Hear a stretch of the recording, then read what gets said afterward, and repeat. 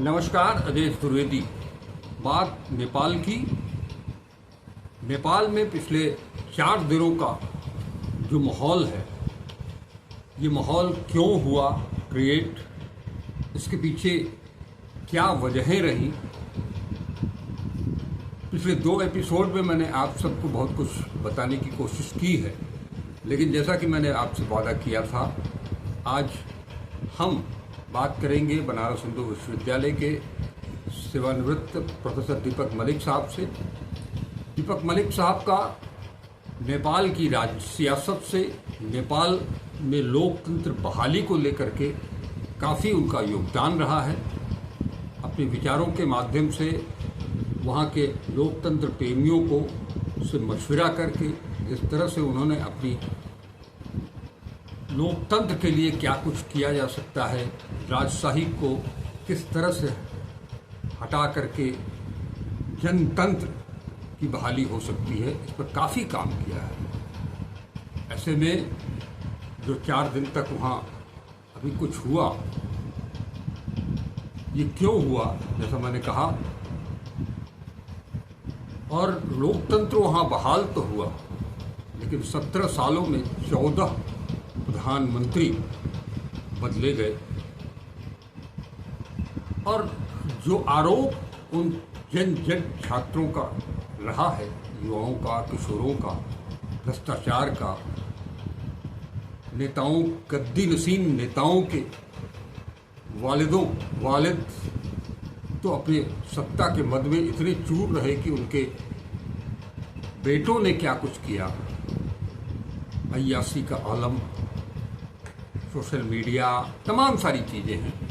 इस पर अब सीधे हम मुखातिब कराते हैं आपको, प्रोफेसर मलिक साहब को। उन्हीं से जानेंगे सारी चीज़ें, इसका हल क्या है, क्यों हुआ, सब कुछ बताएंगे प्रोफेसर मलिक। चलते हैं प्रोफेसर मलिक साहब के यहाँ। धन्यवाद। नेपाल से हमारा एक काफ़ी घनिष्ठ रिश्ता ही रहा कहूँगा। स्वर्गीय बीपी कोइराला जो नेपाल के पहले जनतांत्रिक ढंग से चुने हुए प्रधानमंत्री थे, उनसे हमारा बहुत ही निकट का संबंध बना था। और उसके अतिरिक्त नेपाली उस समय जो भी राजतंत्र के वृक्ष उसके खिलाफ लड़ रहे थे, इन तमाम लोगों से हमारा एक रिश्ता बना हुआ था। तो नेपाल के बारे में एक छोटी मोटी समझ हमारी बनती है, उसको भी कहना आवश्यक है। इसके अतिरिक्त हम कुछ जनरल प्रश्नों पर भी आएंगे, यूथ के प्रश्न पर, इन सब चीज़ों के प्रश्न पर। तो एक तो नेपाल का जो नौजवान है, वो मुझे लगता है कि वो काफ़ी आदर्शवादी उस वक्त भी था। दूसरा, वो रेस्टलेस था, या अति उत्साह में था, और वो बहुत ज़्यादा इंतज़ार करने के पक्ष में नहीं था। भारत में हमारी एक आदत है इंतज़ार करने की, सहने की, लंबा समय बिता देने की, और बड़े सोच समझ के कदम उठाने की। मेरे ख्याल से नेपाल में ऐसा नहीं था। नेपाल में तात्कालिक रूप से कुछ लोग करना चाहते थे, काम करना चाहते, जो कुछ भी करना चाहते थे। तो ये तो नेपाल की एक खास कैरेक्टरिस्टिक्स हुई, और प्रक्रिया अभी तक जारी है। हाँ, वो प्रक्रिया अब तक जारी है। आज की पीढ़ी में दिखलाई पड़ गया।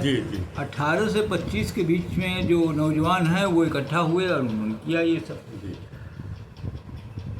अब बहुत सारे लोग मैं देख रहा हूँ मीडिया में, यहाँ वहाँ कुछ लोगों ने हमसे कहा कि साहब वो बाहर का हस्तक्षेप है, ये है। देखिए, ये मैं बहुत ज़्यादा इस पे यकीन अभी नहीं करना चाहता हूँ। किसी भी एक बड़ी लड़ाई को कह देना कि बाहर का हस्तक्षेप हो गया, षड्यंत्र हो गया, या बाहरी शक्तियाँ हमको नहीं देखना चाहती हैं, या हम भी यहाँ पर ये बहाना बहुत ढूंढते हैं। तो मैं उससे बहुत ज़्यादा सहमत नहीं हूँ। मैं कहना चाहूँगा एक बात, कि जो आपने उठाया है कि 14 साल में है, 14 साल में 17 साल में 14 सरकारें, जी 17 साल में 14 सरकारें। इत्तेफाक से हमको अपना खुद का एक भाषण याद आ गया। सुशील कोइराला जो नेपाल के प्रधानमंत्री थे एक दौर में, जिन्होंने संविधान दिया नेपाल का, वो हमारे बहुत निकट के थे। बीपी भी थे और सुशील वगैरह भी थे, सभी लोग थे। तो सुशील की जब मृत्यु हुई तो उनकी बड़ा भारी एक शोक सभा, आम शोक सभा काठमांडू में हुई थी। तो उसमें हमको भी उन्होंने बुलाया था, तो हम भी उसमें, क्योंकि सुशील ने लगभग जब संविधान दिया नेपाल को, आज का जनतांत्रिक संविधान जो है, उसी के बाद वो बेचारे चले गए। ये एक अद्भुत चीज़ है कि पूरा कोइराला परिवार कैंसर से ग्रस्त रहा है। यहाँ तक कि उनकी जो सबसे प्रसिद्ध एक फिल्म एक्ट्रेस भी उस परिवार में है, जो बीपी कोइराला की नतनी है, मनीषा, हाँ, वो भी कैंसर से गुजर चुकी है। और सुशील भी कोइराला भी गए और बीपी स्वयं कैंसर से गए। तो मैंने एक बात कही थी वहाँ कि भाई जनतंत्र 1-2 दिन में नहीं बनता है, एक लंबा दौर होता है उसके एक्सपेरिमेंट का, उतार चढ़ाव का, ट्रायल एंड एरर का, और उसके माध्यम से वो पक के फिर जनतंत्र निकलता है। तो इसलिए ये आशा मत कीजिए कि आपका बन ही जाएगा, अभी सब कुछ ठीक ठाक हो जाएगा। खैर, उसमें हम कुछ संशोधन करना चाहेंगे आज की तारीख में कि जिस तरह से नेपाल में लोगों ने, और ख़ास तौर से जो शासन सत्ता में आए हैं, उन लोगों ने व्यक्तिगत भ्रष्टाचार और लोगों की बातों को, आम लोगों की बातों को की अनदेखी की, ये एक ख़ास किस्म की प्रक्रिया है जो हमारी शताब्दी का पीछा करती रही है।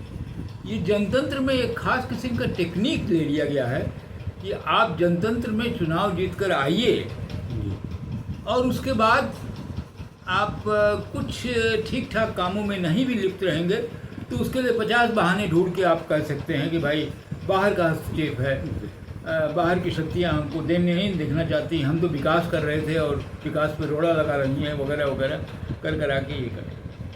तो ये बातें बहुत तेज़ी से नेपाल की रूलिंग क्लास ने ले लिया।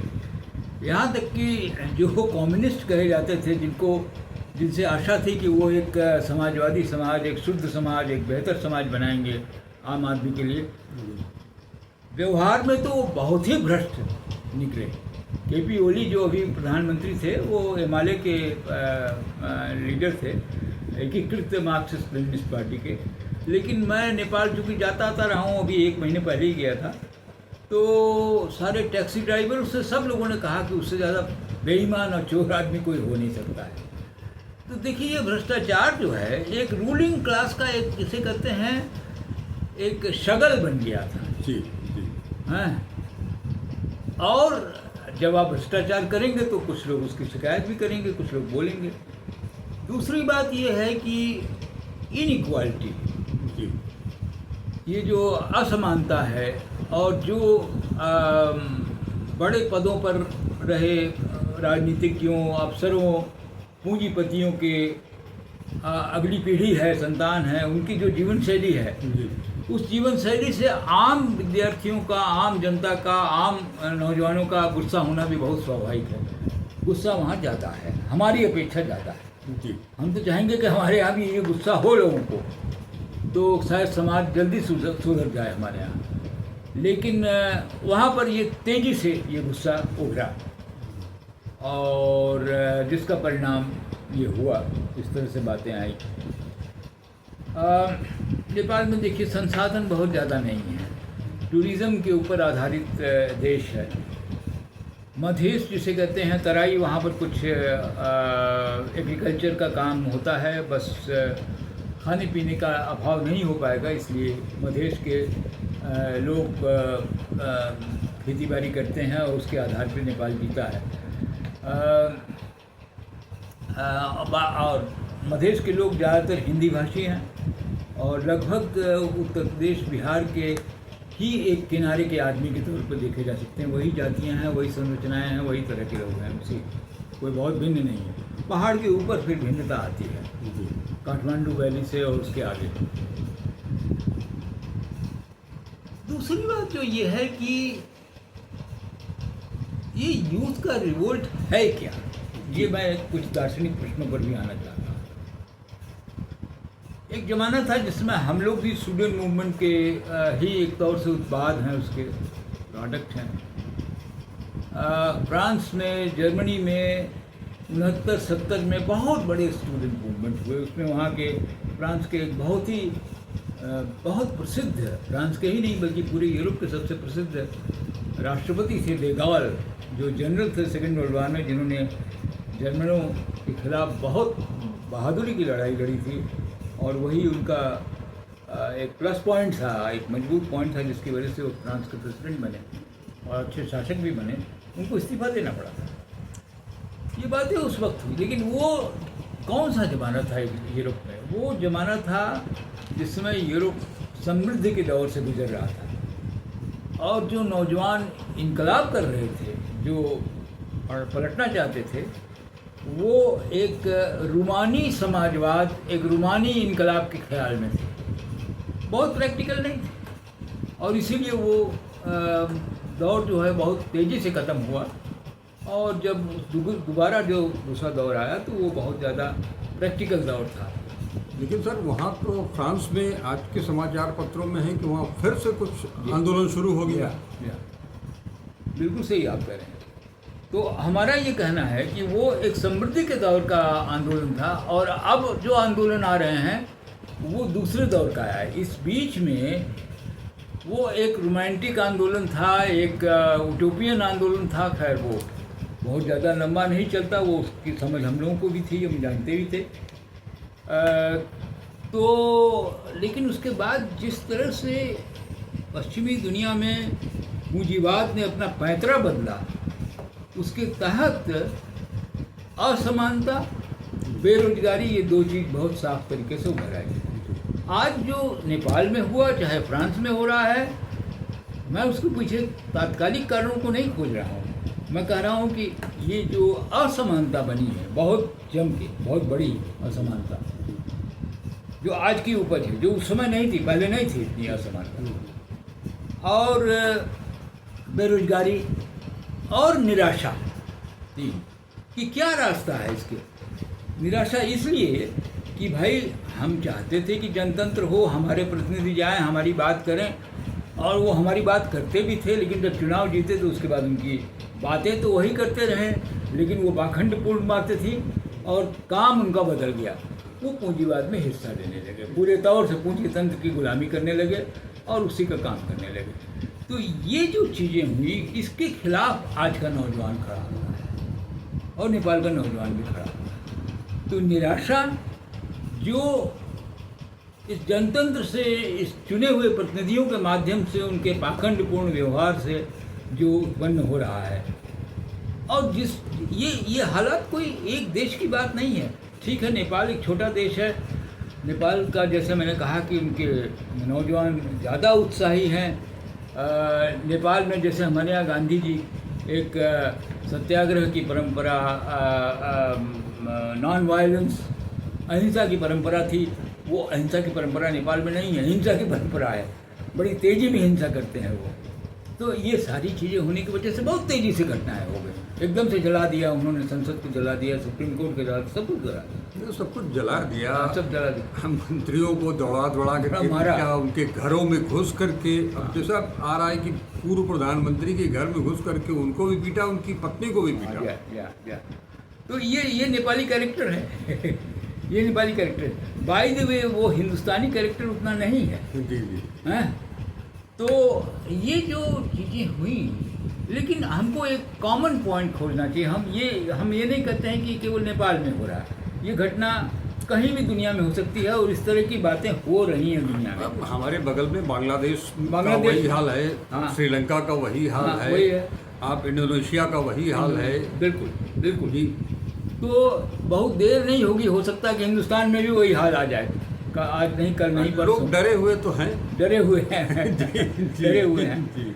देखिए, एक जो तात्कालिक तौर से जो बात उठाई जा रही है वहाँ पर कि सोशल मीडिया पे उन्होंने चेक कर दिया। हाँ। हमारे यहाँ भी गोदी मीडिया है। हाँ, क्या है वो भी चेक है, वो भी एक दबाव है।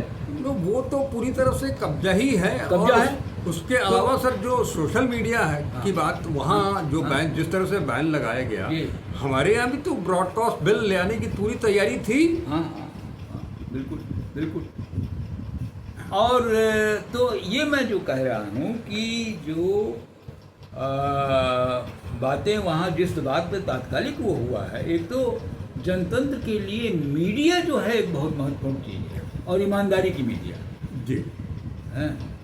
मीडिया का मतलब ये नहीं होती है कि भाई सरकार समर्थक मीडिया या ऐसी मीडिया, इस तरह की बातें नहीं होती, पूरी समर्थक मीडिया केवल हो, ऐसी बात नहीं। तो वो मीडिया पर रोक लगाने का क्या परिणाम हो सकता है नेपाल में दिखलाई पड़ रहा है। जी। इसके बारे में मैं कहना चाहूँगा, हमारे भारतवर्ष में भी जो हमारा शासक वर्ग है उसको भी इससे सबक लेना चाहिए। जी जी। नहीं तो देर हो जाएगी। हाँ, देर हो जाएगी, इसलिए सबक लेना चाहिए। दूसरी, क्योंकि इन्होंने भी चेक शायद नेपाल से भी ज़्यादा चेक लगाया है। बहुत ज़्यादा। नेपाल में तो केवल एक छोटे से दायरे में चेक लगाया गया था, यहाँ तो विस्तृत व्यापक पैमाने पर चेक लगाया गया, हर तरफ चेक लगाया गया। दूसरी बात ये है कि जनतंत्र में मैं एक बात समझता हूँ कि जनतंत्र में महज 5 साल में चुनाव होना, महज चुनाव में जीत जाना, चाहे आप जात पात करके जीत जाएं, चाहे पैसा लगा के जीत जाएं, चाहे आप बाहुबल के माध्यम से जीत जाएं, वगैरह वगैरह के माध्यम से किसी तरीके से जीत के संसद में कहीं पहुंच जाएं, इससे तो जनतंत्र बहुत मजबूत नहीं होता, बल्कि भीतर से खोखला हो जाता है, दीमक काट जाता है उसको। जनतंत्र के लिए एक बहुत बुनियादी शर्त है 5 साल के चुनाव के अतिरिक्त। देखिए, जो दुनिया में मापदंड बने हैं, भाई एक बड़ा डिफेक्टिव मापदंड अभी तक चल रहा है। जैसे हिंदुस्तान को दुनिया का सबसे बड़ा डेमोक्रेसी माना जाता है, मैं नहीं मानता हूँ। ऐसा नहीं है कोई ये सबसे बड़ा डेमोक्रेसी, हो सकता है सबसे छोटा डेमोक्रेसी हुई है। क्योंकि जिस तरह से लोग चुनाव जीतते हैं, जिस तरह से चुनाव आज महंगे हो गए हैं, और चुनाव केवल कुछ ही लोग लड़ सकते हैं और कुछ ही पार्टियां लड़ सकती हैं, सब लोग लड़ भी नहीं सकते हैं। तो ये एक बहुत दूसरी कहानी है, ये कोई साधारण कहानी नहीं है। चुनाव की कहानी भी कुछ अलग होती चुनाव चली की जा रही कहानी है। भी अलग है। आप बैलेट बॉक्स बदल दीजिए, आप जो आजकल तो इलेक्ट्रॉनिक वोटिंग हिंदुस्तान में हो गया, तो इलेक्ट्रॉनिक वोटिंग को कर दीजिए, और उसमें बाकायदे उसको ठीक ठाक किया जा सकता है, इसमें दो राय नहीं। कोई भी कंप्यूटर का अंग जो है उसको आप बाकायदे, जिसे अंग्रेजी में कहते हैं डॉक्टरिंग करना, जी, जी। डॉक्टरिंग कर सकते हैं आप। एकदम से तय है ये बात। ये बिल्कुल से मैं उस मायने में बहुत कोई डिजिटली पढ़ा लिखा आदमी अपने को नहीं मानता हूँ, लेकिन इतना समझ तो मुझे भी है। जो कोई भी डिजिटली जो कंप्यूटर का पूरा काम कर रहा है, वो भी यही बात कहेंगे, इससे अतिरिक्त कोई बात नहीं निकलेगी। मशीन के अलावा वोटर लिस्ट को लेकर के तमाम सारी अनियमितताएं सामने आ रही हैं, उजागर हो रही और हैं। अब तो ये हालत है कि वोटर भी बनाया जा रहा है, जो हमको वोट दें उन्हीं को वोटर बनाएंगे, जी। दूसरों को वोटर भी नहीं बनाएंगे। जी। तो देखिए, ये जो सब प्रक्रियाएं चल रही हैं, ये प्रक्रियाएं नेपाल में भी चले। नेपाल का दुर्भाग्य था कि नेपाल की रूलिंग क्लास ने बड़े तेजी से हिंदुस्तान के रूलिंग क्लास का नकल किया, और इसलिए उनका पराभव हुआ। क्योंकि मैं उनसे बहुत गहरे ढंग से जुड़ा रहा हूँ, तो जब नेपाल में उन्होंने लड़ाई जीत ली और गणतंत्र आ गया, जब यहाँ से लोग निर्वासन की ज़िंदगी ख़त्म करके अपने घर लौटने लगे, तो मैंने एक बात उन लोगों से कही थी कि भाई आप थोड़ा सा भारतवर्ष से भी सबक लेके जाइएगा, और यहाँ के उदाहरण वहाँ मत कीजिएगा। कोई ज़रूरी नहीं कि आप बिल्कुल से फॉलो करें, क्योंकि हम बड़े मुल्क हैं, हमको हमारे यहाँ बैठ के उन्होंने बहुत कुछ पाया, इसमें दो राय नहीं है, इसलिए वो बातें करें ना करें। तो मैंने बाकायदे इसका लोगों से अपील किया था कि आपकी जो क्वालिटी है ईमानदारी की, आदर्शवाद की और लड़ने की, इसको कायम रखिए। आप उसमें, हमारे यहाँ जनतंत्र धीरे धीरे ढीला हो रहा है, आप इसको मत लीजिएगा। ठीक है, आपकी लड़ाई इसी के माध्यम से हो गई, आप जीत भी गए, लेकिन इसको मॉडल मत मानिएगा। हाँ, इस मॉडल में और भी गिरावट आ सकती है। तो एक ये बात हमको सबक लेनी पड़ेगी नेपाल की इस लड़ाई से कि भाई ये बातें उन्होंने बहुत अधिक मॉडल माना हिंदुस्तान को, और हमारे यहाँ जिस तरह का भ्रष्टाचार, पूंजीपतियों से रिश्ता और किसी भी तरीके से पार्लियामेंट में घुसना और रखना, ये सारी चीज़ें वो वैसे ही करते रहे, जिसका नतीजा ये यहाँ पर भुगतना पड़ाया।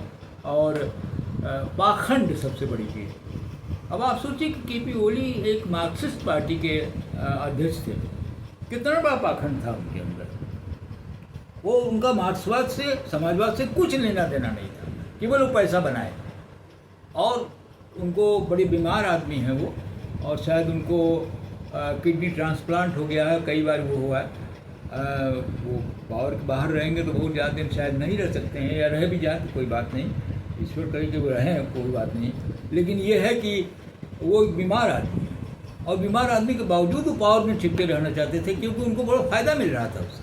सर, यहाँ एक चीज़ आपको टोकना चाहूँगा कि जो सूचनाएं वहाँ से आ रही हैं कि जो मॉडल हूबहू उन्होंने एक्सेप्ट किया, जैसे हमारे यहाँ भी एक एज फैक्टर आजकल बहुत है, वहाँ के बारे में भी ये कहा जा रहा है कि उन्होंने अपनी पार्टी के विधान में चेंज किया, और जो 70 इयर्स का बैरियर था प्राइम मिनिस्टर के लिए, उसको तोड़ दिया।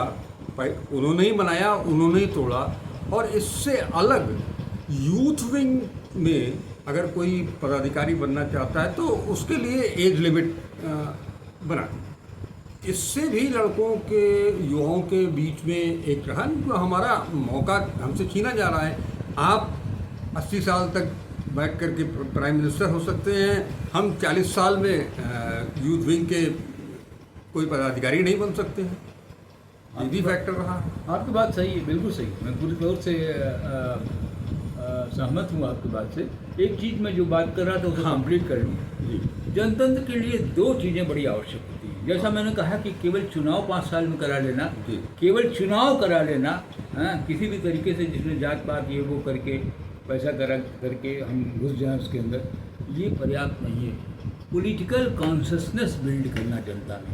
जब तक जनता पॉलिटिकली कॉन्शस नहीं होगी, तब तक जनतंत्र की गारंटी नहीं होती। जनतंत्र जैसे आज पॉलिटिकली कॉन्शस जनता डिमांड कर सकती है कि साहब भ्रष्टाचार का जवाब दीजिए।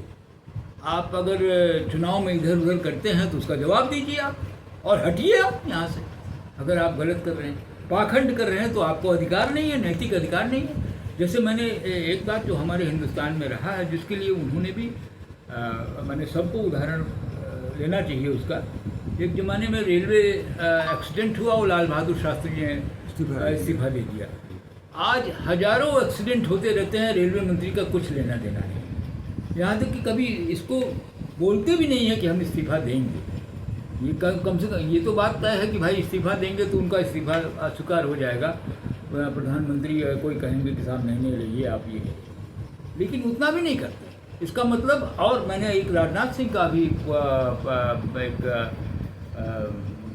डीसी पे, सोशल मीडिया पे या टेलीविज़न पे कहीं पर देखा, उनका अरे भाई हम इस्तीफा देने वाली पार्टी नहीं हैं। तो ये जो है, ये अहंकार, हाँ, कि हम कुछ भी करें, हम छोड़ेंगे नहीं, और हम पूरी तरह से चूस कर रहेंगे इस व्यवस्था को। ये जो एक दिमाग बना है, ये दिमाग को परिवर्तित तभी किया जा सकता है जब जनता पॉलिटिकली कॉन्शियस हो। तो जनतंत्र की ये बुनियादी शर्त है। जनतंत्र की बुनियादी शर्त चुनाव है 5 साल में। जनतंत्र की दूसरी बुनियादी शर्त है कि चुनाव का होना। जनतंत्र की तीसरी बुनियादी शर्त है पार्टियों का होना। और चतुर्थ और शायद सबसे बड़ा इम्पॉर्टेंट जो एलिमेंट है जनतंत्र का, जिसका होना आवश्यक है, जनता में एक मजबूत पॉलिटिकल कॉन्शसनेस का होना, राजनीतिक चेतना का होना। तो राजनीतिक चेतना का मुझको लगता है अभाव है, हमारे यहाँ भी है। दुनिया में है। पूरी दुनिया में। नहीं तो ट्रम्प साहब चुनाव जीत सकते हैं, या हमारे यहाँ जो बातें हो रही हैं आजकल, जो लोग चुनाव जीत रहे हैं उससे दिखलाई पड़ रहा है कि कहीं ना कहीं तो दिक्कत है। तो पूरी दुनिया में जिस तरह से केपी ओली और प्रचंड और शेर बहादुर देवबा तीनों मिल के पिछले 15-20 साल से, जैसे अंग्रेजी में उसके लिए एक शब्द है म्यूजिकल चेयर, कभी हम इस कुर्सी पर बैठेंगे तो तुम बैठना, तो तुम आओगे तो हम बैठ जाएंगे, इस तरह से घूम फिर के वही 3-4 आदमी घूम फिर के बैठ रहे हैं। तो ये तो दिखलाता है कि भाई आप पूरे तरह से जनता चेतन नहीं है, समझ नहीं पा रही थी कि क्यों, क्योंकि हर बार वो जब आएंगे नए प्रधानमंत्री होकर तो वो कहेंगे साहब कि हम बहुत बड़ी शिक्षा, सारे लोगों की शिक्षा की जिम्मेदारी लेंगे, बेरोजगारी ख़त्म करेंगे, हम अन्याय ख़त्म करेंगे, हम हिंदुस्तान का संदर्भ होगा तो वहाँ कहेंगे साहब कि हम जात पात सांप्रदायिकता वगैरह का भी खबर लेंगे, लेकिन जब आ जाएंगे तो फिर वही सब वही करते रहेंगे, उसी के आधार पर जीते रहेंगे। तो ये एक वार्निंग है ऐसे तमाम जनतंत्रों को, ऐसे तमाम जनतंत्र से ज़्यादा ये वार्निंग है रूलिंग क्लास जिसे कहते हैं प्रभु वर्ग, उस प्रभु वर्ग को वार्निंग है कि बहुत ज़्यादा दिन तक अब इंतजार नहीं करेंगे। एक बात, मैं लोहिया जी का बहुत कोई बड़ा वो नहीं हूँ, फ़ैन नहीं हूँ, लेकिन लोहिया जी एक बात बहुत अच्छी करते थे, कुछ बातें, और एक बात पर्टिकुलरली मैं उनका बात, जिंदा कौमें 5 साल इंतजार नहीं करती। तो अब तो लोग जिंदा हो रहे हैं, कितने दिन मरे रहेंगे, बहुत दिन तक दब कर कुचल कर कोशिश करते रहे कि साहब अब अच्छा हो जाएगा, अब बेहतर होगा, अब वो सवेरा दिखलाई पड़ेगा। जिस सवेरे को हमारे बड़े अच्छे शानदार कवि थे फैज़ अहमद फैज़, उन्होंने कहा था जिस सुबह का इंतज़ार था वो ये सुबह नहीं है, ये दाग सुबह, दाग सुबह है, इसमें दाग है बहुत ज़्यादा। तो ये दाग सुबह जो हमको मिले हैं, इसके बारे में कभी न कभी पकेगा मामला, ऐसा नहीं है कि एक ही तरफ चलता रहेगा। ये एक नियम है, बाकायदे विज्ञान है समाज के प्रौढ़ होने का, और वो विज्ञान से लोग अब सचेतन हो रहे हैं। नेपाल में उसकी एक झलक दिखलाई पड़ी है, बांग्लादेश में भी झलक दिखलाई पड़ी है। थोड़ा सा बांग्लादेश में दिक्कत रही है कि शायद जमात इस्लाम वगैरह ने पीछे से उनको समर्थन किया, इसलिए उतना वो खूबसूरत वो नहीं हुआ। लेकिन मैं कहूँगा कि इस दौर में सबसे खूबसूरत जो नौजवानों का एक आक्रोश भड़का और एक इनकलाबी तेवर बना, वो नेपाल में बना, क्योंकि वो 2 इश्यूज़ पे, एक तो विषमता पर और दूसरा भ्रष्टाचार पर। इस मायने में न वो किसी संप्रदाय, न किसी जाति, न किसी धर्म, किसी चीज़ से नहीं जुड़ के बात की। ये बहुत बड़ी बात है, ये बहुत बड़ी बात है। तो मैं समझता हूँ कि उसके अब धीरे धीरे वो मामले शांत तो होंगे, लेकिन ऐसा न हो कि भविष्य में भी लगभग वही ढांचा बन जाए जैसा था।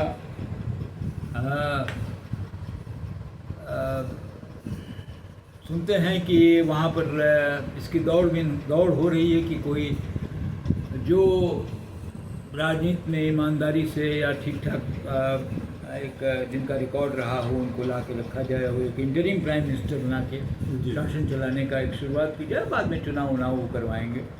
संसद भंग करने की बात हो रही, 2-3 लोग उस रेस में हैं, शायद उस रेस में सबसे ज़्यादा आगे हमारे ही काशी हिंदू विश्वविद्यालय की एक विद्यार्थी रही हैं, जो नेपाली कांग्रेस की बड़ी ईमानदार, बड़ी साफ सुथरी और बहुत लड़ाकू, बहुत तेज महिला थी, मिलिटेंट लड़ने वाली, और सबसे बड़ी चीज़ की भ्रष्ट कभी नहीं हुई। सुशीला कार्की का भी नाम आ रहा है। जी। और लगता है कि सुशीला कार्की पे हो सकता है कि सहमति बन जाए। वैसे बालेंद्र शाह भी हैं और भी एक आध लोग हैं, 3-4 लोगों की। लेकिन बालेंद्र शाह को लेकर के बहुत ज़्यादा नेगेटिव उनका चेहरा भी दिखाया जा रहा है। बालेंद्र शाह एक रैपर रहे हैं, रैपर मतलब जो बहुत जल्दी गाना गाते हैं। हाँ। तो अब गाना गाने वाले से आप क्या अच्छा कर सकते हैं, ठीक है। काठमांडू की आधुनिक नौजवान जमात रही है, उन्होंने चुन लिया उनको, वो दूसरी बात है। उसी तरह से कोई बिजली कंपनी के अध्यक्ष रहे हैं, उनका भी नाम आ रहा है। हो सकता है ईमानदारी पे बहुत काम किए हों, और 2-1 लोगों का नाम आ रहा है इस तरह से। तो ठीक है, लेकिन उसमें सुशीला जी का नाम जो है वो ज़्यादा अधिक लगता है कि उस पर आम सहमति बन रही है। और इसमें दो राय नहीं, क्योंकि हम व्यक्तिगत रूप से भी जानते हैं कि सुशीला बहुत ही ईमानदार, बहुत पाक साफ, और सबसे बड़ी कि एक जिसे कहते हैं जस्टिस की प्रक्रिया में, न्याय की प्रक्रिया में, सुप्रीम कोर्ट की चीफ जस्टिस थी, पहली महिला चीफ जस्टिस थी। बल्कि हिंदुस्तान में आज तक कोई महिला चीफ जस्टिस नहीं हुई है। नेपाल में सुशीला चीफ जस्टिस हो गई।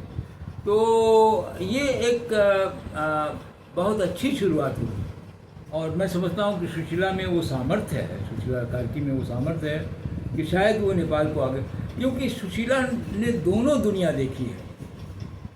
राजतंत्र के खिलाफ लड़ाई लड़के एक जनतंत्र को स्थापित करने की लड़ाई को सामने रखना, उसको लाना, और दूसरी तरफ न्याय की लड़ाई को भी लड़ना, एक वकील के नाते, और उसके बाद जज के नाते, उसके बाद चीफ जस्टिस के नाते। तो ये दोनों लड़ाइयों की वो से तपी तपाई महिला हैं, और मैं समझता हूँ कि कुछ कर पाएंगी। मेरी आशा है कि आगे आने वाले दिनों में इस तरह से लोग अगर इकट्ठा हों तो कुछ बातें हो सकती हैं, कुछ बातें इकट्ठा हो सकती हैं। सर, एक चीज़ मैं पूछना चाहूँगा, आपने शुरुआत में ही बताया कि इसमें जो चर्चा आ रही है कि बाहरी हस्तक्षेप भी हो सकता है, कोई साजिश भी हो सकती है, उससे आपने साफ तौर पर इनकार भी किया है। तो दो चीज़ें हैं। एक तो वहाँ के जो आंदोलनकारी बच्चे थे, उन्होंने भी कहा है कि वो अपनी देश की संपत्ति को नष्ट नहीं करना चाहते थे। उन्हें अफसोस है कि इस तरह की घटनाएं हुई। उन्होंने ये भी कहा कि इस हमारे धरना प्रदर्शन में कुछ शरारती तत्व, कुछ गुंडा तत्व भी घुस करके आए थे, उन्होंने ये हरकतें की हैं। दूसरी चीज़ मैं कहूँगा कि कल ही 2 दिन के बाद एक्स पर 2 पोस्ट आए, एक डोनाल्ड ट्रंप साहब की तरफ से, और उसके तुरंत बाद अपने यहाँ से प्रधानमंत्री जी के, नरेंद्र मोदी जी के ट्वीट आए। और दोनों माने हिंदुस्तान जो अमेरिका से एक तरफ से ये मान कर कहने लगा था कि हम उधर व्यापार बहुत ज़्यादा उत्सुक नहीं हैं, चीन और रशिया की तरफ ये लोग जा रहे थे। और वहाँ कल जो उन्होंने ट्वीट किया उसमें उन्होंने कहा कि वो भी उत्सुक है, और ट्रंप साहब की जैसी आदत है, उन्होंने अनाउंस कर दिया कि हम लोग टैरिफ पर फिर से बात करना चाह रहे हैं। तो ये कुछ चीज़ें ऐसा नहीं लगता है कि कहीं ना कहीं कुछ इस तरफ इशारा करती है कि शायद इधर चीन का प्रभुत्व, और जो कि अमेरिका कभी भी उसको एक्सेप्ट करने की स्थिति में नहीं है, और ख़ास तौर पर ट्रंप साहब, और दुनिया भर में जो ट्रंप साहब का आतंक छाया हुआ है, उसे लेकर के कुछ सुगबुगाहट जो हो रही है, तो उसमें उसके लिए बारे में क्या? तो देखिए, एक बात जो मैंने कहा कि बाहरी तत्व की वजह से ही इतना बड़ा एक मोबिलाइजेशन हो गया और इतनी बड़ी घटना हो गई, मैं इस पर पूरा यकीन अभी तक नहीं कर पा रहा हूँ। जी जी जी। क्योंकि हमारे यहाँ भी एक आदत रही है कि हम जब भी कोई चीज़ थोड़ा सा गड़बड़ होती है तो हम कह देते हैं बाहर के तत्व पर। हाँ, लेकिन ये बात नहीं है कि बड़े बड़े परिवर्तनों में जब भी इस तरह की लड़ाइयाँ होती हैं उसमें बाहर के तत्व नहीं आ सकते हैं, बिल्कुल आ सकते हैं, और वो एक रोल भी प्ले करते हैं। जिस रोल की शायद आकांक्षा जो लोग इनकलाब कर रहे हैं या जो लोग बड़े उत्साह के साथ उसमें शामिल हुए हैं, शायद उनके मन में नहीं है, उनके दिमाग में नहीं है, लेकिन ये बातें होती हैं। और तो हम इसको पूरे तौर से वो नहीं कहते हैं, क्लीन नहीं कर रहे हैं, लेकिन ये जो अमेरिका का और तमाम दूसरे देशों का भी जो एक एटीट्यूड रहा है नेपाल की तरफ खास तौर से, उसमें एक हस्तक्षेप बिल्कुल नहीं करें ऐसी बात नहीं है। जब एक बड़ी लड़ाई पक जाती है तो उसके बाद उसमें हस्तक्षेप किया जाता है, लेकिन उस लड़ाई के पकने में शायद उनका कोई बहुत बड़ा हाथ न रहा हो। ये तो पिछले जो आप कह रहे थे कि 17 साल, 18 साल, 20 साल, ये 2008 से जब से डेमोक्रेसी प्रॉपर ढंग से वहाँ पर आई, तब से ये चीज़ें पक रही थी। ये तो मुझको भी लोगों ने कहा। हम तो लगातार काठमांडू जाते रहे हैं और हम भारतवर्ष को देख रहे हैं, हमारे देश में देख रहे हैं क्या हो रहा है। तो ये कि भाई रोज़ाना सरकारें बदलती हैं, रोज़ाना सरकारें बदलती हैं। हमारे यहाँ सरकार इत्तेफाक से नहीं बदलती है क्योंकि डिफेक्शन बहुत ज़्यादा हो जाता है, लोग पकड़ लेंगे। यहाँ तो तरीका ये है कि भाई अगर सरकार हमारी नहीं बनती है तो हम खरीद बेच करके उनको लेके चले आएंगे, हैं तो और नहीं तो हड़का देंगे, हैं हड़का के ले आएंगे, बाहुबल से ले आएंगे, किसी भी तरीके से ले आएंगे। और जनता में पॉलिटिकल कॉन्शियसनेस का अभाव रहता है कि वो जनता सोचती है कि साहब, अब जैसे हम बड़ा एक छोटा उदाहरण ले रहे हैं, पेट्रोल का दाम। ये अक्सर जो चुनाव होते हैं, हमारे यहाँ भी चुनाव होते हैं जो, उसमें पेट्रोल का दाम चुनाव के वक्त में वो स्थिर रखते हैं, कहते हैं नहीं बढ़ाएंगे। अरे भाई आपको पता होना चाहिए कि चुनाव के बाद तो वो बढ़ाएंगे। तो आप क्यों वोट करने जा रहे हैं भाई? आपको जानना चाहिए, आपको प्रश्न करना चाहिए कि आप क्यों पेट्रोल का दाम इतना बढ़ा रहे हैं। क्योंकि लगभग 50% पेट्रोल का दाम जो है वो उसमें टैक्स है जो आप अपने ट्रेजरी में दे रहे हैं, और उसमें न जाने कितना दूसरा पैसा भी इकट्ठा हुआ है, 50-60% है। मैंने कायदे से अगर पेट्रोल आज खरीदना पड़े जो हम 100 रुपया दे रहे हैं 1 लीटर का, करीब लगभग, तो वो ज़्यादा से ज़्यादा 40-45 रुपया होना चाहिए, बहुत महंगाई के बाद भी, लेकिन वो यहाँ पर आके टिकती है। तो इसका सवाल लोग नहीं करते हैं, लोग विश्वास कर जाते हैं। ये तो अद्भुत बात है भाई, हैं। हम चुनाव के वक्त में आलू के दाम, टमाटर के दाम स्थिर रखेंगे, उसके बाद बढ़ेंगे। तो भाई इसका तो आपको खबर रखना चाहिए, समझ रखनी चाहिए कि ये सब केवल चुनाव जीतने के लिए ये सब धंधा किया गया है। इस धंधे में आप मत पड़िए, आप सीधे सीधे सवालात कीजिए और सीधे सीधे उन नीतियों के बारे में प्रश्न कीजिए, इनको कैसे आप टमाटर का दाम भाई ठीक रखेंगे, बताइए ना। जैसे अभी इन्होंने जीएसटी में तमाम सारे स्लैब्स किया है। तो एक टेक्निक और है, डाइवर्ट कर देना अटेंशन, दूसरी तरफ कोई एक घटना कर देना। तीसरी बात यह है जैसे कि युद्ध हमारे और पाकिस्तान के बीच में बड़ा एक सरल सा समीकरण है, पाकिस्तानियों के लिए भी है, हमारे लिए भी है। पाकिस्तानी भी हिंदुस्तान पे अटैक करके एक चुनाव जीत जाएंगे, हैं। उनके लिए चुनाव हिंदुस्तान पे कि भाई हमने हिंदुस्तान को मारा पीटा, हिंदुस्तान के दिमाग ठीक कर दिया, हिंदुओं का दिमाग, इसी पे वो चुनाव निकाल लेंगे। हम भी वही करते हैं, पाकिस्तान को पीट पाट के जब भी हो तो बहाना बनाते हैं। और वो बेचारे जो सोल्जर मरते हैं, जो सब सैनिक मरते हैं, उनका शव लेके कंधे पे जाते हैं, बड़ा फूल माला चढ़ाते हैं, कहीं एक स्टैचू वगैरह बनवा देते हैं, और पता लगता है उसके बाद उनके परिवार का कोई खबर नहीं, कुछ नहीं। जी जी। तो ये जो लाशों की सौदागरी करना, लाश के ऊपर सौदागरी करना, युद्ध के ऊपर सौदागरी करना, ये सब बहुत टेक्निक हैं इस तरह के रूलिंग क्लास के। इसको जनता को समझना चाहिए। यही मैं कहता हूँ पॉलिटिकल कॉन्शियसनेस है। पॉलिटिकल कॉन्शियसनेस होगी तो वो इस तरह से दिग्भ्रमित नहीं होगी, हैं। लेकिन चूंकि पॉलिटिकली पूरी तरह से कॉन्शियस नहीं है, इसलिए दिग्भ्रमित होती रहती है, इसलिए ये बातें होती रहती हैं। तो हम समझते हैं कि एक जो सबसे बड़ी बात यह है कि ठीक है, जनतंत्र तो रहेगा, जनतंत्र रहना चाहिए। जैसे नेपाल में भी अभी 1-1.5 महीना पहले ही मैं गया था, तो वहाँ पर उस समय राजा का, उसके बाद ही जो मैं लौटा हूँ, बनारस लौटा हूँ, उसके शायद 2-3 दिन बाद वहाँ राजा का आगमन हुआ, काठमांडू में कहीं से होके आए, और बड़ा स्वागत हुआ उनका। तो लोगों ने कहा कि साहब राजतंत्र अब वापस आ रहा है, वगैरह वगैरह।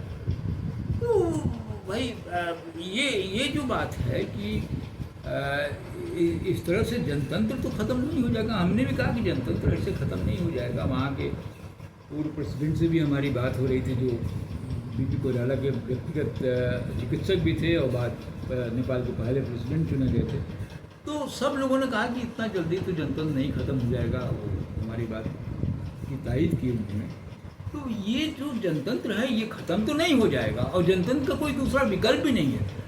तमाम षड्यंत्र के बावजूद उसका विकल्प नहीं है। उसका केवल एक है कि जनतंत्र के जो खंबे हैं उनको मजबूत किया जाए। जनतंत्र के खंबे हैं, एक खंभा तो हमारे यहाँ मजबूत है, होता है, लेकिन उसमें भी बहुत उसके मजबूती में है वो एक बड़ा गलत ढंग का प्लास्टर व्लास्टर लगाया जा रहा है, वो है चुनाव।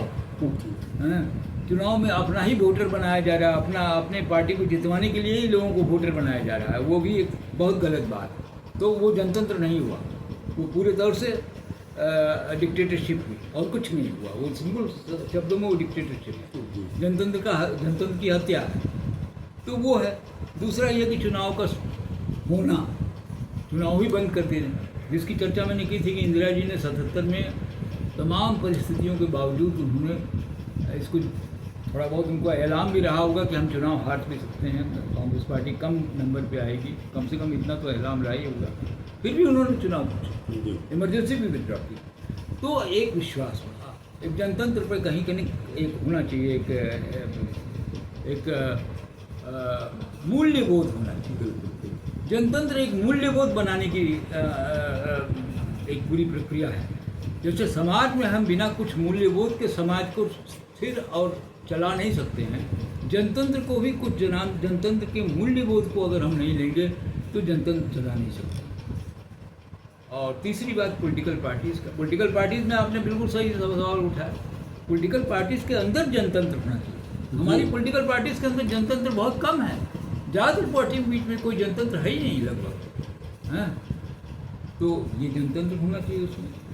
तीसरी चौथी बात जो सबसे बड़ी बात है, जो सब इन सब के ऊपर है, कि पॉलिटिकल कॉन्शसनेस, राजनीतिक चेतना जनता के अंदर समृद्ध होनी चाहिए, एक समृद्ध पॉलिटिकल कॉन्शसनेस। जैसे हिंदुस्तान में आज़ादी की लड़ाई में एक समृद्ध राजनीतिक चेतना बनी, और उसके बनने में कम से कम 100 साल लगे, 70-80 साल लगे, तो बना तो उसके बाद होगा, प्रस्फुटन हुआ, वो उस तरीके से आपको मिला।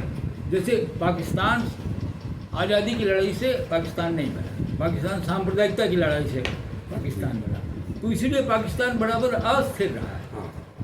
पाकिस्तान के आज तक के इतिहास में जो आज एक दिन पहले वो आज़ाद हुआ, एक दिन पहले या बाद में, उसी दिन लगभग उसी दिन 14 तारीख की 14-15 रात को ही 12 बजे दोनों देश स्वतंत्र हुए हैं। दोनों देश, तो दोनों लोग, हम लोग एक ही साथ आज़ाद हुए, लेकिन वहाँ पाकिस्तान की 3/4 ज़िंदगी पीरियड जो है डिक्टेटरशिप में बीती है, मिलिट्री डिक्टेटरशिप में थी, और जनतंत्र नहीं रह पाया। और जनतंत्र भी जो 1/4 में रहा है, वो भी सेना के दबाव में कंट्रोल पे रहा, सेना के छाया में, उसी में चलती रही। उसके अतिरिक्त जिसने सेना का थोड़ा सा विरोध किया, हम नहीं समझते कि इमरान खान को बहुत हम खूबसूरत प्रधानमंत्री या पॉलिटिशियन मानते हैं, ऐसा कुछ नहीं है। टेररिज्म के पक्षधर वो भी थे और बहुत कुछ था उनमें, लेकिन फिर भी हम कहेंगे कि इमरान खान ने पाकिस्तान में मिलिट्री को जिसे कहते हैं कि उसकी मजम्मत बिल्कुल से उसको कहा कि भाई मिलिट्री की बात हम नहीं मानेंगे, ख़त्म हो गया, 1 मिनट में ख़त्म हो गया, फिर लौट आई वहाँ सरकार पुरानी। तो देखिए ये बातें जो हैं, क्योंकि पॉलिटिकल कॉन्शसनेस नहीं था पाकिस्तानी जनता के पास, तो वो आज चल रहा है, आज भी वही है। आज भी वहाँ लगभग डिक्टेटरशिप और सेमी डिक्टेटरशिप के बीच में पूरा मुल्क चलता रहता है। जी, तो क्या उम्मीद करते हैं सर अब वहाँ किस तरह से आने वाले समय में बहुत जल्द कुछ व्यवस्था पटरी पर आती हुई दिखाई देगी? देखिए, हम ये जो नेपाल का आंदोलन हुआ है, थोड़ा सा हमको एक जिसे कहते हैं अंग्रेजी में जिसे कहते हैं थोड़ा सा एक प्रकाश दिखना, एक किसी अंधेरे गुफा के भीतर से, तो थोड़ा सा जैसे दिखलाई पड़ रहा है कि सूरज की रोशनी के जैसे कहीं से कोई छोटा मोटा हमको प्रकाश करेंगे। एक चीज़ जो सबसे बड़ी चीज़ बनी है कि पॉलिटिकल कॉन्शसनेस भी जनता की जो है, धोखा खाते खाते खाते खाते एक ज़माने में बन जाती है जी। हाँ, तो वो थोड़ा सा बनना शुरू हुई है। नेपाल उसका एक उदाहरण रहा है, और शायद बांग्लादेश भी उदाहरण रहा है, इंडोनेशिया भी उसका उदाहरण रहा है, फ्रांस में जो आज हो रहा है वो भी उसी का उदाहरण है। तो ये कॉन्शसनेस को और भी अधिक विकसित होगी, और भी बेहतर होगी, और एक बेहतर समाज के लिए इस कॉन्शसनेस का प्रयोग होगा। मैं समझता हूँ कि यही एक रास्ता है। तो एक समाजों के परिवर्तन की लड़ाई देखिए बहुत कठिनाई से होती हैं, और 200 साल 100 साल का गुजर जाना वहाँ पर कुछ नहीं होता, एक क्षण मात्र होता है। तो लेकिन यह है कि पॉलिटिकल कॉन्शियसनेस कहीं न कहीं से अब दुनिया में बदल रही है, बन रही है। अमेरिका में भी देखिए ट्रम्प साहब के खिलाफ रोजाना प्रदर्शन हो रहे हैं, और एक दो नहीं। बाय द वे मैं बता दूं कि अमेरिका में प्रदर्शन की परंपरा नहीं रही है, भारतवर्ष में तो रही है। हम तो आज़ादी की लड़ाई लड़े हैं, हमारे यहाँ तो लाखों लोग, हजारों लोग भीड़ निकलते थे, पब्लिक मीटिंग होती थी, सब कुछ नहीं अमेरिका में होता था। पिछले 50-60 साल में ये सब कुछ नहीं होता था, हाँ। लेकिन शुरू हो गया और लोग निकल रहे हैं, और न्यूयॉर्क की सड़कें खचाखच से भरी हुई हैं, शिकागो, न्यूयॉर्क सब जगह हो रही हैं, पेरिस में हो गया। तो ये जो है जनता की कॉन्शियसनेस, शायद एक जिसे कहा जाता है कि धीरे धीरे क्वांटिटेटिव चेंज होता है, धीरे धीरे उसका मात्रा बदलता रहता है, एक समय वो क्वालिटेटिव चेंज हो जाएगा, खट से उसमें उबाल आ जाएगी। तो कहीं न कहीं से उबाल आ रही है, लेकिन खतरा सिर्फ इतना है कि इस उबाल का इस्तेमाल सही लोग सही पक्षों में, नए मूल्यों को बनाने में, बेहतर मूल्यों को बनाने में करें, तो फिर कहीं बात होगी। अन्यथा ये उबाल जो है फिर वैसे ही बेकार जाएगा जैसे इसके पहले बहुत सारे उबाल बेकार गए। तो हम समझते हैं कि इसकी एक आशा की किरण दिखलाई पड़ी है इससे, और इसमें हमारा भारतवर्ष का भी उपकार होना चाहिए, हमको भी बड़ी ज़रूरत है। तो हमारे प्रभुवर को भी चेतावनी है, ये है, और चेतावनी वो ले तो अच्छा है, चेतावनी को ग्रहण करना चाहिए। और एक बात आनी चाहिए, मुख्य चीज़ ये है कि एक न्यूनतम धरातल पे जो जनतंत्र, सामाजिक जीवन जो काम करता है, उस पे लोग लौट कर आए, उस पे प्रभु वर्ग जो है, जो रूलिंग क्लास है, वो भी लौट कर आए करे। केवल धोखेबाजी, केवल पाखंड, केवल चुनावी घोषणाएं ये न करके उसकी जगह पे बात करो।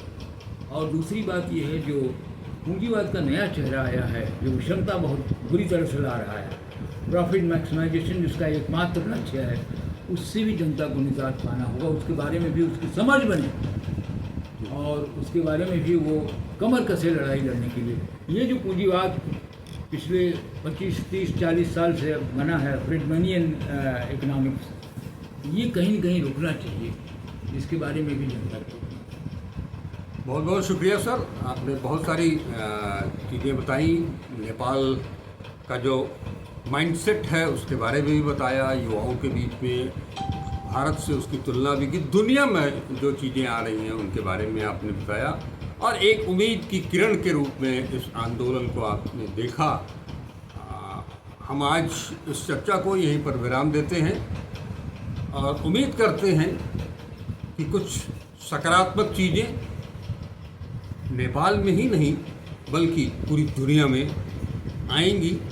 जैसा आपने बताया कि इसमें थोड़ा वक्त लगता है, तो वो प्रक्रिया भी शुरू हो चुकी है, इंतज़ार करें, और उसे पारदर्शिता, ईमानदारी के साथ जो चीज़ें आ रही हैं उनको सामने ले आने की ज़रूरत है। बहुत बहुत शुक्रिया सर, नमस्कार।